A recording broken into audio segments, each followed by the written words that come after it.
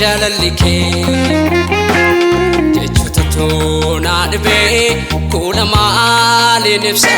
garmaake waqarraa gad butee Yesus koo iddoo malee of keessee reebicha fi waraansaa dhukkubii hundumasaa dandeessee olmaan kee danuu danarratti gochaan kee danuu danarratti iddoo olaanaa qabdaa sammuu koo keessatti olmaan kee danuu danarratti gochaan kee danuu danarratti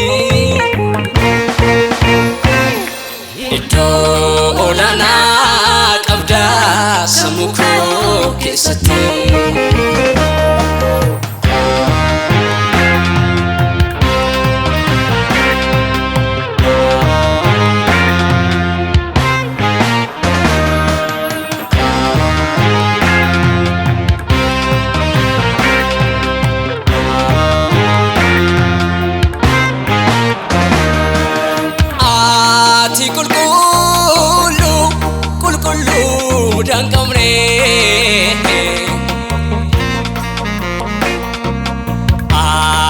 doa oolchuufi lubbuusaan afkannee maaliif dagaatama innichi Golgotaa oolmaa kee yoon dagadhee dhiiga kee na kumataa ati kulkulu mudaan qabne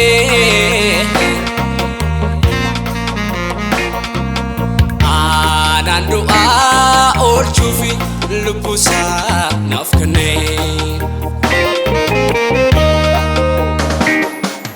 maaliif dagaatama innichi Golgotaa olmaa kee yoon dagadhee dhiiga kee na kumataa ati jaalala galanni siif mala ati jaalala galanni siif mala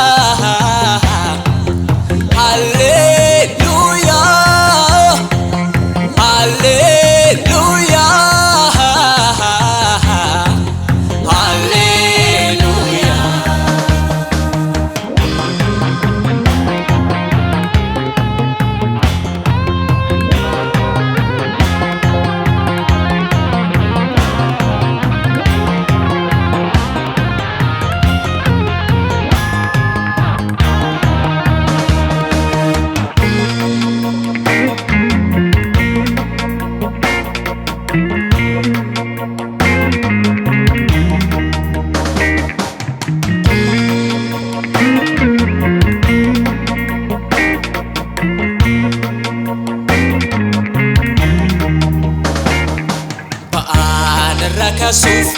jirma jidhaabati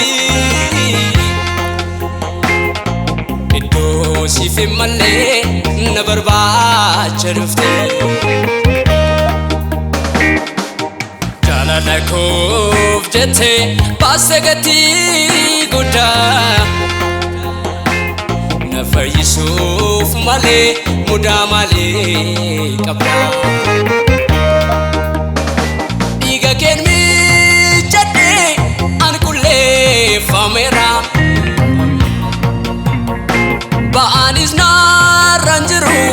bilisa ba'eera galatani si baay'isa galata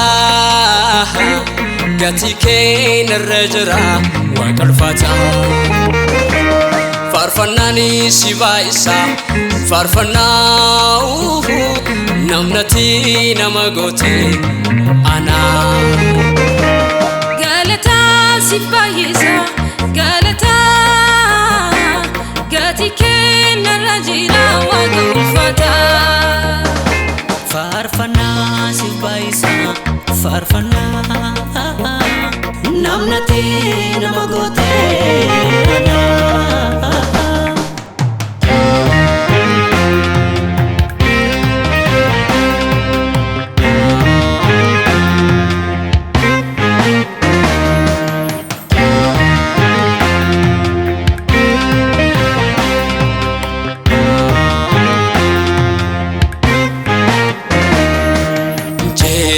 Chanaba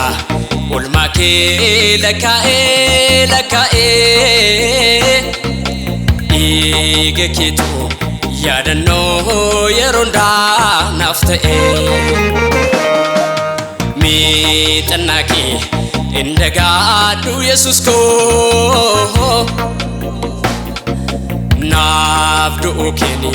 du'a ul telbuko tanaki indagadu yesus ko nafdu ukeni du'a ol telbunko unduma dursite nafargamte du'arka nabuste sardite muftako atanaf yada qabda